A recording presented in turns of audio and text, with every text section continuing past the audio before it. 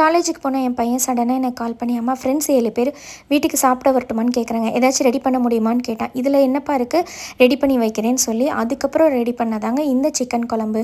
இன்றைக்கி பார்த்திங்கன்னா ஒரு 2 கிலோ பக்கம் சிக்கன் வாங்கியிருந்தேங்க. அவங்க சொன்னதே லேட்டுங்கிறதுனால என்னால் டக்குன்னு வந்து தனித்தனியாக நிறைய வெரைட்டி செய்ய முடியாதனால வெறும் ஒயிட் ரைஸ் சிக்கன் குழம்பு மட்டும்தான் ரெடி பண்ணி வச்சுருந்தேன். முட்டையை கூட அதிலே போட்டேங்க. ஸோ சூப்பராக வந்து குழம்பும் ரெடி ஆகிடுச்சு. அதுக்கப்புறம் மறுபடியும் எனக்கு கால் பண்ணி, இல்லைம்மா நாங்கள் 2 பேர் மட்டும்தான் வரோம், மீதி எல்லாருக்கும் வந்து பேக் பண்ணி தான் எடுத்துகிட்டு போகணும், அதனால் நீங்கள் பேக் பண்ணிடுங்கன்னாப்பில்.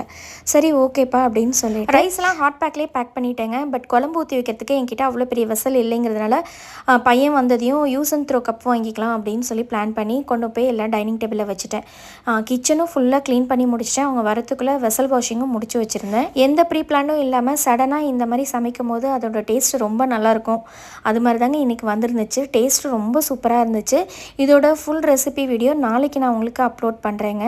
வந்த பசங்க 2 பேரும் வயிறார சாப்பிட்டுட்டு மீதி எல்லா பேருக்கும் பார்சல் பண்ணி எடுத்துகிட்டு போயிட்டாங்க. தேங்க்ஸ் ஃபார் வாட்சிங் ஃப்ரெண்ட்ஸ்.